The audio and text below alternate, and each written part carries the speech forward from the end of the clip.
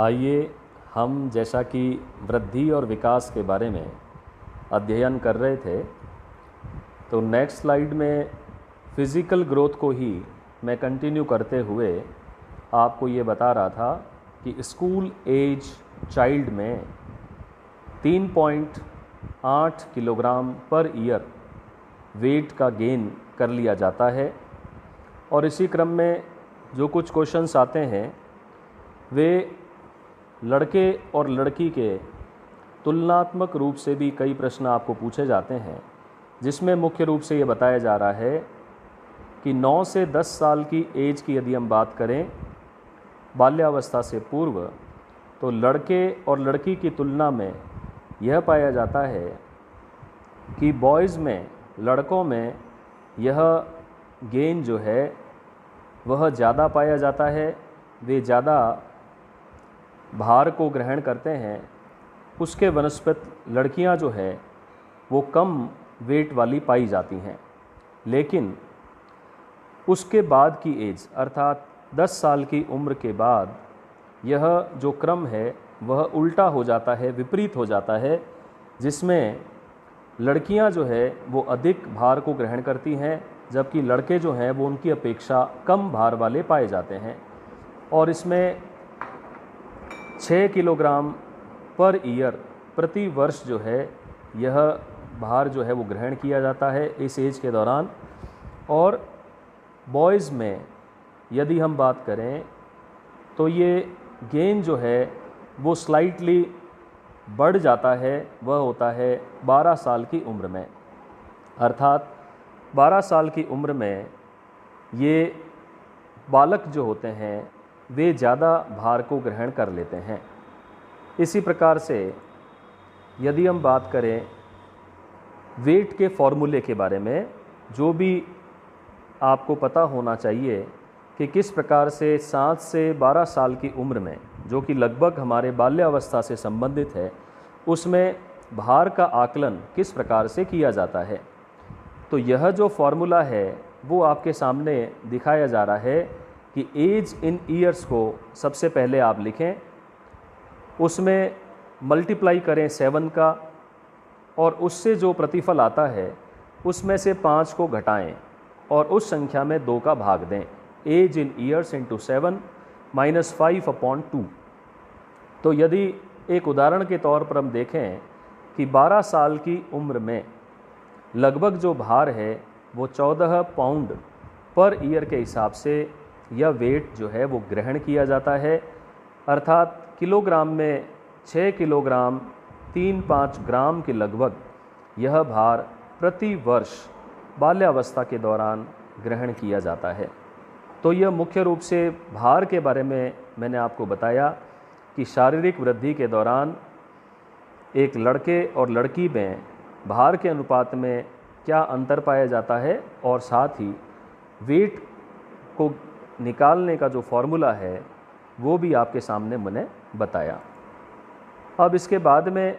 Total weight, यदि हम पूरी बाल्यावस्था की बात करें, पूर्ण बाल्यावस्था में कितना वेट ग्रहण कर लिया जाता है, तो लगभग प्रत्येक छात्र हो या छात्रा वह इस एज के कंप्लीट होते होते पाउंड में 80 से 85 पाउंड और किलोग्राम में 36 से 38 किलोग्राम का भार जो है वह प्राप्त कर लेता है। 36 से लेकर 38 किलोग्राम तक ये वेरिएशन एज के और वातावरण के अकॉर्डिंग कहीं कहीं डिफरेंट पाए जा सकते हैं। तो यह कुल बाल्यावस्था का जो एक अंतिम रूप से भार ग्रहण कर लिया जाता है, इसके बारे में कि 36 से 38 किलोग्राम भार जो है वो बाल्यावस्था में अंतिम रूप से ग्रहण कर लिया जाता है। इसी प्रकार यदि हम स्कूल एज में ही हाइट की बात करें, और यहाँ पर एक कंपैरेटिव स्टडी के तौर पर भी हम ये देखेंगे कि इन्फेंट्स में जो न्यू बॉर्न बेबी होते हैं, शैशवावस्था में जो बच्चे पाए जाते हैं, तो लगभग उस समय जन्म के समय उनका जो हाइट है वो 19 से 20 इंच के मध्य पाई जाती है, जो कि बाल्यावस्था में जन्म के समय से लगभग दुगुनी हो जाती है। अर्थात बाल्यावस्था को पूर्ण करते करते एक बालक जो है वो 40 इंची का हाइट जो है वो गेन कर लेता है। इसी प्रकार 12 साल की एज में यदि हम लड़के और लड़की की तुलना करें तो यूँ तो 55 इंचेस के तकरीबन 12 साल के पूर्ण होते होते हाइट जो है वो एक बालक या बालिका की हो जाती है, लेकिन अधिकतर ये पाया गया है कि लड़कियों में हाइट जो है वो लड़कों की अपेक्षा ज़्यादा गेन होती है। और आप सभी जानते भी हैं कि लड़कियों में जो बोन्स की और नर्व्स की फ्लेक्सिबिलिटी है वो बॉयज़ के कंपैरिजन में बहुत अधिक पाई जाती है। तो यह कहीं न कहीं एक कारण होता है कि जिसके माध्यम से लड़कियां जो हैं वो लड़कों की अपेक्षा अधिक हाइट वाली पाई जाती हैं। इसी प्रकार से 3 से 6 साल की उम्र में प्रति वर्ष यदि हम हाइट की बात करें तो 3 से 6 साल की एज में यानी कि पूर्व बाल्यावस्था से पहले 3 इंच प्रति वर्ष जो है वो हाइट एक बालक या बालिका के द्वारा ग्रहण कर ली जाती है। इसी प्रकार 6 साल की उम्र में मैक्सिमम यानी 6 साल पूरे करते करते यह जो हाइट है वो तकरीबन 48.5 इंचेस के तकरीबन हो जाती है और यह अधिकतम वैल्यू है। और कहीं न कहीं जैसा कि मैं आपको बार बार ये बता रहा हूँ कि हमारे वातावरण, स्पोर्ट्स में हम कितना पार्टिसिपेशन करते हैं, किस प्रकार के एनवायरनमेंट में रहते हैं, खान पान आदि, इन सब का प्रभाव हमारे ऊपर पड़ता है। जैसा कि आप देखें कि पर्वतीय क्षेत्र में पाए जाने वाले व्यक्तियों की यदि हम बात करें तो वे समतल क्षेत्र में पाए जाने वाले बालकों की अपेक्षा पौने पाए जाते हैं। और यदि हरियाणा के लोगों की बात करें तो वे समतल और पहाड़ी क्षेत्र में पाए जाने वाले लोगों से भी ज़्यादा हाइट के होते हैं। तो ये वेरिएशन ज्योग्राफिकल डिस्ट्रीब्यूशन पर भी निर्भर करता है कि आपकी हेरिडिटी क्या है, उसके अकॉर्डिंग ये वेरिएशंस पाए जा सकते हैं। इसी प्रकार एक बच्चा जो है वो 5 सेंटीमीटर पर ईयर यानी कि हर साल यदि हम हाइट को गेन करने की बात करें तो 5 सेंटीमीटर प्रति वर्ष जो है वो एक बालक या बालिका हाइट को ग्रहण करते हुए निरंतर वृद्धि की ओर बढ़ता रहता है। बॉडी प्रोपोर्शनेट की यदि हम बात करें, जैसा कि हमने धड़, सिर और पैर के बारे में बात की, तो यहाँ पर प्रोपोर्शनेट के अकॉर्डिंग बॉयज़ हों या गर्ल्स हों दोनों ही लॉन्ग लेग्ड पाए जाते हैं, अर्थात धड़ की अपेक्षा उनके पैरों की जो लंबाई है वह अधिक पाई जाती है और पैरों का विकास जो है वो इस अवस्था में अधिक देखने में मिलता है। और स्टडीज़ जो अलग अलग रिसर्च स्टडीज़ डेवलपमेंटल साइकोलॉजी में होती है या हम कहें कि विकासात्मक मनोविज्ञान के अनुसार ये पता चलता है कि जो लंबे लड़के होते हैं वो ज़्यादा इंटेलिजेंट पाए जाते हैं छोटे लड़कों की अपेक्षा। यह एक जनरलाइज तरह का फॉर्मूला नहीं है, बल्कि एक तरह से अधिकतर केसेस में यह पाया जाता है कि अधिक हाइट वाले जो बच्चे होते हैं वे कम हाइट वाले बच्चों की अपेक्षा अधिकतर केसेस में मोर इंटेलिजेंट पाए जाते हैं। तो आपको कम हाइट वाला होकर यह नहीं सोचना है कि हम कहीं कम इंटेलिजेंट हैं, ये एक जनरल स्टडी आपको बताती है। इसके बाद में हम यदि टीथिंग की बात करें तो विशेष रूप से दांतों का आना और कौन सी एज में कितने दांत आते हैं इससे संबंधित बहुत सारे क्वेश्चंस आपको रीट और फर्स्ट ग्रेड, सेकेंड ग्रेड आदि परीक्षाओं में देखने को मिलते हैं, जिसमें परमानेंट टीथ जो हैं ये लगभग स्कूल एज पीरियड के दौरान, यानी कि जो स्थायी दांत होते हैं ये स्कूल एज पीरियड के दौरान लगभग निकलना शुरू हो जाते हैं। 6 साल की एज के आते आते जो भी दांत दोबारा से आते हैं वे सारे के सारे स्थायी होते हैं और उसी ऑर्डर में वे दांत आते हैं जिस ऑर्डर में वे दांत गिरते हैं, क्योंकि मिल्की टीथ जो हैं वे जिस क्रम में गिरते हैं उसी क्रम में जो पहले दांत गिरेगा उसी के एवज़ में दूसरा दांत पहले आएगा और जो बाद में दांत गिरता है वह दांत जो है वह बाद में आता है। एक इस प्रकार का जो क्रम है ये इसमें पाया जाता है। और अधिकतर इस एज में बच्चा जो है वो स्थायी दांतों में ये तीनों ही प्रकार के दांत जो यहाँ पर आप लिखे हुए देख रहे हैं, मोलर्स, मीडियल और लेटरल इंसीजर्स, जो कि कृंतक कहलाते हैं, काटने के काम आते हैं। तो इन सभी दांतों को यह एक्वायर कर लेता है और लड़कियों में टीथिंग जो है वो लड़कों की अपेक्षा जल्दी शुरू हो जाती है। और हर महीने में आप देखेंगे कि वृद्धि और विकास के जितने भी आयाम आप पढ़ेंगे तो आप ये पाएंगे कि अधिकतर मामलों में लड़कियां जो हैं वो लड़कों की अपेक्षा अधिक सक्रिय पाई जाती हैं। उनमें हाइट ज़्यादा होती है, उनमें टीथिंग जो है वो पहले स्टार्ट होती है, उनका जो बोलना है वो लड़कों से पहले स्टार्ट होता है, और वो ज़्यादा चंचल, हम आसपास के परिवेश में भी देख सकते हैं कि वे अधिक चंचल और सक्रिय पाई जाती हैं। इसी प्रकार से यदि हम एज के अकॉर्डिंग एक जनरल पैरामीटर देखें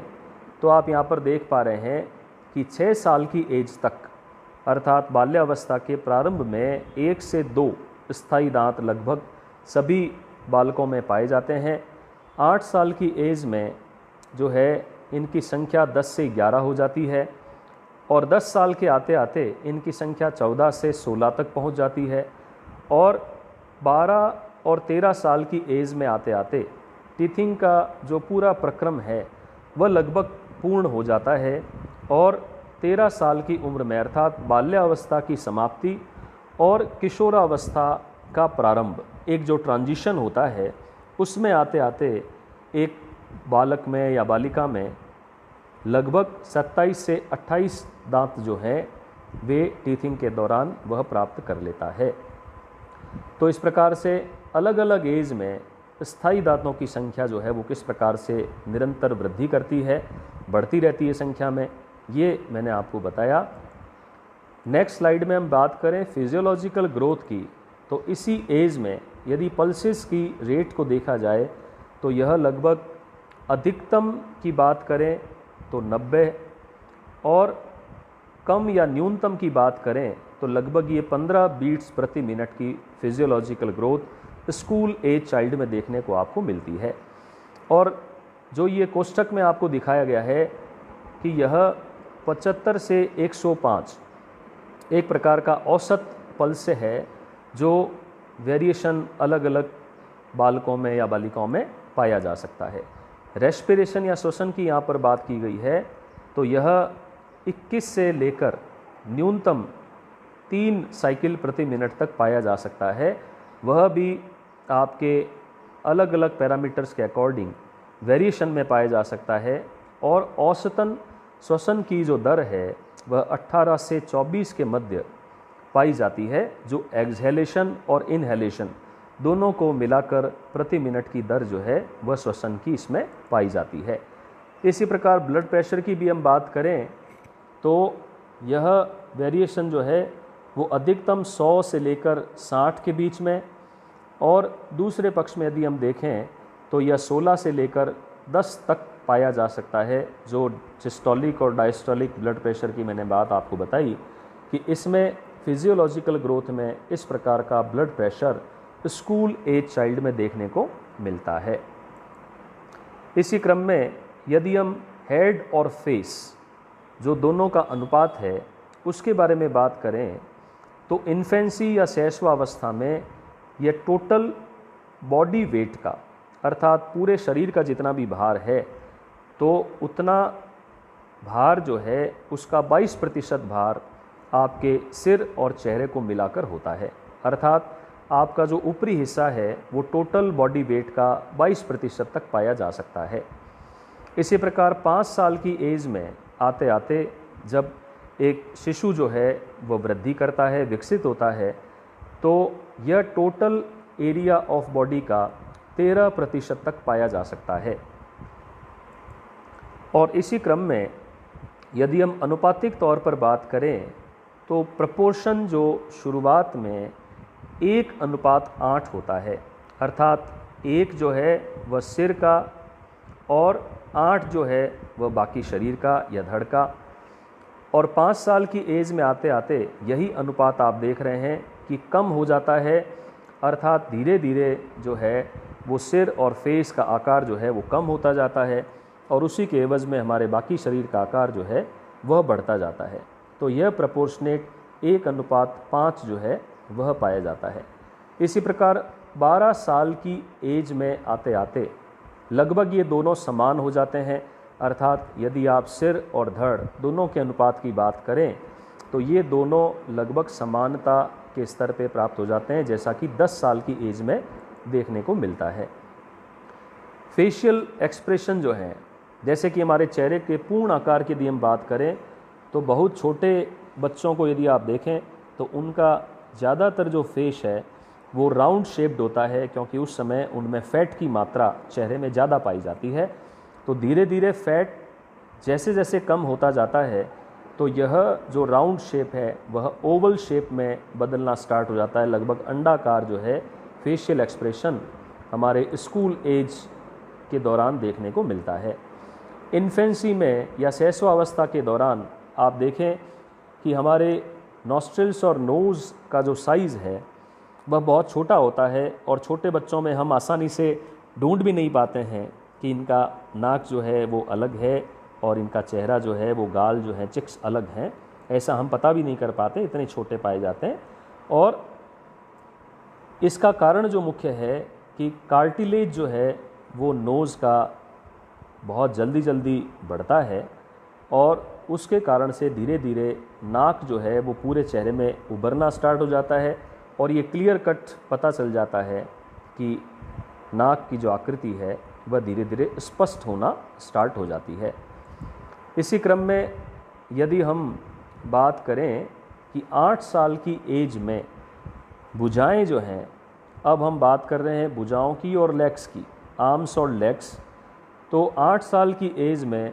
भुजाएं जो हैं वह 2 साल की अपेक्षा 50% जल्दी से बढ़ना स्टार्ट हो जाती है। तो 2 साल की एज के बाद में भुजाओं के बढ़ने का जो क्रम है वह और ज़्यादा फास्टर हो जाता है, और धीरे धीरे फैट के रिड्यूस होने की वजह से वे साइज़ में थिन होती जाती हैं, और थिन होने की वजह से वो ज़्यादा लंबी दिखाई देने लगती हैं। इसी प्रकार यदि हम 8 से लेकर 16 साल के उम्र तक की बात करें, जब हम मध्य बाल्यावस्था से लेकर किशोरावस्था के मध्य तक जाएं, तो इसमें आर्म्स की जो ग्रोइंग है वो न्यून पाई जाती है। 8 साल तक तो आर्म्स जो हैं वो ज़्यादा तेज़ बढ़ती हैं, और 8 साल के बाद में आर्म्स की जो ग्रोइंग है वो धीरे धीरे कम होने लगती है। और इसी प्रकार से लेग्स जो हैं, पैर जो हैं, ये 2 साल की उम्र तक 40% तक वृद्धि कर जाते हैं, और 8 साल की उम्र में यह 2 साल की उम्र की अपेक्षा 50% तक ज़्यादा ग्रोथ कर जाते हैं। 8 साल की एज पे आते आते यह 50% ज़्यादा गेन कर जाते हैं, जितना कि एक बालक 2 साल तक गेन कर लेता है। अर्थात 2 साल के बाद इनमें लेग्स में जो वृद्धि है वह अधिक पाई जाती है। इस आंकड़े से आप ये समझने की कोशिश करें। इसी प्रकार यदि मसल्स की बात करें तो इन्फेंसी में एक अनुमानतः जो बात बताई जा रही है कि मसल्स का जो भार है टोटल बॉडी वेट का लगभग 23 से 24% के आसपास पाया जाता है, और यही 8 साल की एज में 27 से 28% के बीच में, और 15 साल की एज आते आते 32 से 33 के बीच में टोटल बॉडी वेट का प्रोपोर्शनेट मसल्स का पाया जाता है। और यहाँ पर आप देख पा रहे हैं कि ग्रेजुअली इन्फेंसी से लेकर 15 साल के पूर्ण होने तक अर्थात मध्य किशोरावस्था तक यह मसल जो है वो निरंतर ग्रोथ करते रहते हैं, और अंतिम रूप से लगभग टोटल बॉडी वेट के 32.6 या लगभग 32 से 33% तक इनका जो है वो भार मसल्स का पाया जाता है। इसी क्रम में यदि हम ट्रंक की बात करें, धड़ की बात करें, तो ये अप्रॉक्सीमेटली शैशवावस्था में जितना धड़ पाया जाता है उससे 6 साल की उम्र तक अर्थात बाल्यावस्था के शुरू होते होते आपका जो धड़ है यह डबल हो जाता है। जितना भी साइज़ हमारा शैशवावस्था में धड़ का पाया जाता है उससे जस्ट डबल जो है वह 6 साल की उम्र तक आते आते हो जाता है। और यहाँ पर एक महत्वपूर्ण प्रक्रिया के बारे में आपको बताया गया है, कैल्सिफिकेशन, या जिसे हम ऑसिफिकेशन के नाम से भी जानते हैं, अर्थात अस्थिकरण, जो कि वैसे तो यदि हम देखें तो गर्भावस्था में ही स्टार्ट हो जाता है, लेकिन धीरे धीरे यह ग्रो करता रहता है और इसकी वजह से हमारी अस्थियों का निर्माण होता है। कैल्शियम की मात्रा अस्थियों में बढ़ती जाती है और वे निरंतर कठोरता प्राप्त कर लेती हैं। इस प्रकार से कैल्सिफिकेशन की प्रक्रिया अधिकतर चलती है और शैशवावस्था में यह निरंतर चलती रहती है। और लड़कियों में ये कैल्सिफिकेशन का जो प्रोसेस है यह लड़कों की अपेक्षा 2 साल पूर्व ही पूर्ण हो जाता है और वे पूर्ण रूप से विकसित हो जाती हैं कैल्सिफिकेशन के दौरान। और यदि हम हार्डनेस की बात करें कि कैल्सिफिकेशन के कारण से जो हमारी हड्डियां या बोन्स हार्ड होती हैं, वो भी हार्डनेस गर्ल्स में बॉयज़ की अपेक्षा छोटेपन में तो अधिक पाई जाती है, लेकिन जैसे जैसे लड़कियां ग्रो करती हैं उनमें धीरे धीरे हार्डनेस कम होने लगती है और वे फ्लेक्सिबिलिटी और मसल्स की जो फ्लेक्सिबिलिटी है उसको प्राप्त करते हुए आगे बढ़ती हैं। बोन डेवलपमेंट जो है उसका रेट धीरे धीरे कम होता जाता है जैसे जैसे हमारी एज जो है वो आगे बढ़ती जाती है। इसी प्रकार से यदि हम स्कूल ईयर की बात करें कि विद्यालय जाते समय बालकों का जो वृद्धि और विकास है, तो यह शारीरिक विकास के साथ साथ में हमें यहाँ पर गतिक विकास के बारे में भी देखना है कि किस प्रकार से मोटर डेवलपमेंट हमारे अंगों में विकसित होते होते लगातार साथ में चलता रहता है। इसके बारे में हम यहाँ पर देख रहे हैं, जिसमें राइटिंग स्किल्स जो हैं, लिखने का जो क्रम है वो धीरे धीरे इम्प्रूव होता है। और आप देखें कि शैशवावस्था के दौरान या प्री स्कूल एज में जो बच्चा अच्छे से पेंसिल भी नहीं पकड़ पाता है वह धीरे धीरे पेंसिल पकड़ना सीखता है, अक्षरों का आकार बनाना सीखता है और लेखन में जो अस्त व्यस्त लेखन उसका होता है उसमें धीरे धीरे सुधार आना स्टार्ट हो जाता है। इस प्रकार से हमारे अंगुलियों का मुड़ना, संधियों का, हाथों का मूवमेंट जो है वह इस शारीरिक विकास के साथ में ही जुड़ा है। इसी प्रकार से हमारा जो मोटर डेवलपमेंट है वह और ज़्यादा रिफाइंड होता जाता है और हमारे अंदर फ्लेक्सिबिलिटी बढ़ने के साथ साथ में हमारा आंगिक जो विकास है वह और अधिक अच्छे रूप से, क्वालिटेटिव रूप से होने लगता है। जिसमें यहाँ पर आप देख पा रहे हैं कि बहुत सारे ऐसे काम हैं जिनको करवाने से एक अध्यापक के तौर पर आपको ये सोचना है कि हमें प्री स्कूलर या स्कूल एज में हमें कौन कौन से ऐसे कार्य करवाने चाहिए जिससे बच्चों में मोटर डेवलपमेंट अधिकतम हो सके। जिसमें आप देखें मॉडल के जो लोगोज़ हैं इन सब को बिल्ड करवाना, ब्लॉक्स को एक दूसरे के साथ में व्यवस्थित करना, पजल्स जो वो खेलते हैं उनको सेटिंग करना, इसी के साथ में झूला झूलने की गतिविधियाँ, म्यूज़िकल इंस्ट्रूमेंट को किस प्रकार से बजाया जाना चाहिए, चाहे वह वायलिन है, तबला है, बांसुरी है। इसी प्रकार से पेंटिंग है जिसमें वह हाथों के मूवमेंट और डिफरेंट टाइप से ब्रशेस